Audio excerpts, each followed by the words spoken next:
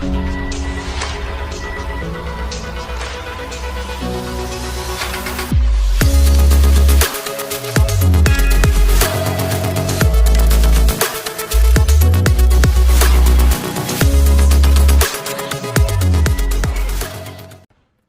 everybody, welcome back. Thanks for joining your virtual drinking buddy. So on tonight's menu, thought I would try out Sun and Steel. This is by Robinson Brewing, and this is one of the Trooper series, one of the Iron Maiden beers. Honestly, I was really surprised when I found it because I was having a hard time just locating the original Trooper, and I happened to be at Beertopia. It's in Omaha. And stumbled across, and they had the original too. And this and the original Trooper were the only two of the Trooper series they had. Hopefully they rotate them in and out. I know when I tried having them shipped directly from the brewer, they don't ship to the U.S., so I'm sure it takes some special linguistics to, or logistics rather. Sorry, I misspoke. Some special logistics to get it into the US. So, kind of surprised when I saw it, and I didn't even really look at it when I picked it up, and then I got it home and saw that it says right on the can that it's a sake lager. I've had sake once, and I'll tell you why I've only had it once.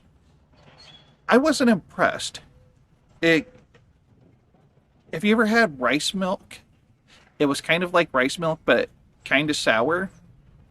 So yeah, I wasn't a huge fan.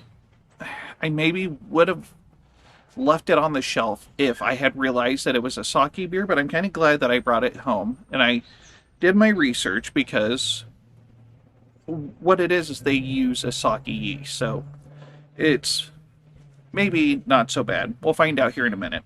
But this is what they have to say about this particular beer.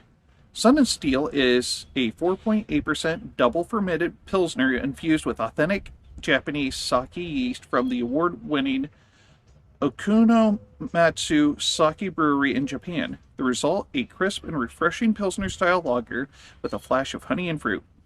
Sun and Steel is the sixth beer from Iron Maiden vocalist Bruce Dickinson and Robinson's Brewery. This project was over 2 years in the making, blending creative thinking, British brewing, excellence, and Japanese sake yeast to create a truly unique beer. Kanpai! I wouldn't say it like that, but it has an exclamation point after it says kanpai, so I tried sounding excited. That's about as excited as I get, I think.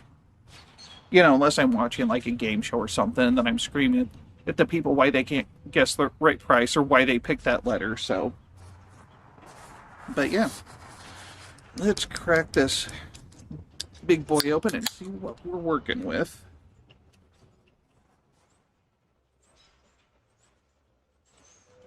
Oh, looks like a Pilsner. Not really sure if you could call it a Pilsner or even a lager. I mean, I don't know how sake ferments. I suppose if it ferments on the bottom, then yeah, it's a lager, so. And that's what it looks like, very light in color. Wasn't much head, and it dissipated rather quickly. And even though this is a pint glass, I'm assuming, yep, it's a pint, 0.9 ounces. So 16.9 ounces, that would explain why I have some left in the can, and then there's not really room left in the glass for it.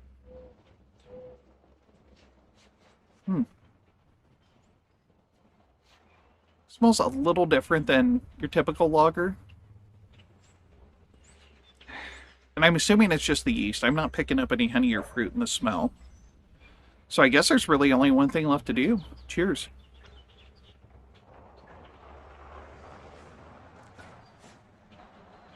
Oh wow, that is really good. Huh. So, yeah. Clearly I was skeptical, and I was wrong.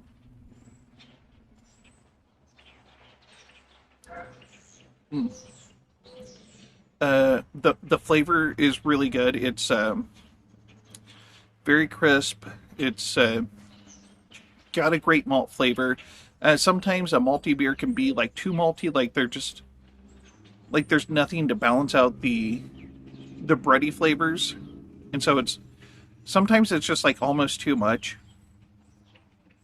This is not one of those. Like, it's without any bitterness. It just got a great malty flavor. Kind of like a really nice like rye bread or white bread rather. Mm. I'm glad I picked up a 4-pack, but I kind of wish I picked up more than just the one 4-pack. Great balance, goes down really easy. And at 4.8%, I mean, it's kind of a sessionable beer. You could drink a lot of these, I think. Probably get yourself in trouble, but you could drink a lot of them nonetheless. Mm. The belches aren't bad either.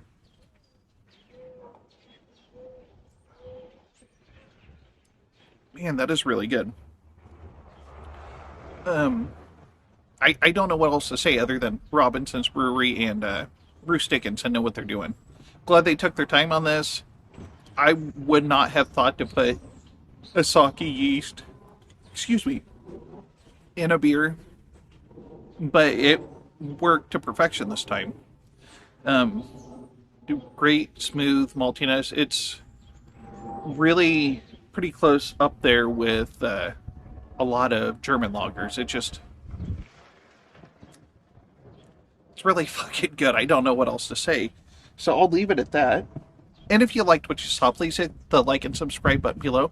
And don't forget to tell your friends. And this is the Malted Gentleman reminding you, you only have one liver, so use it wisely.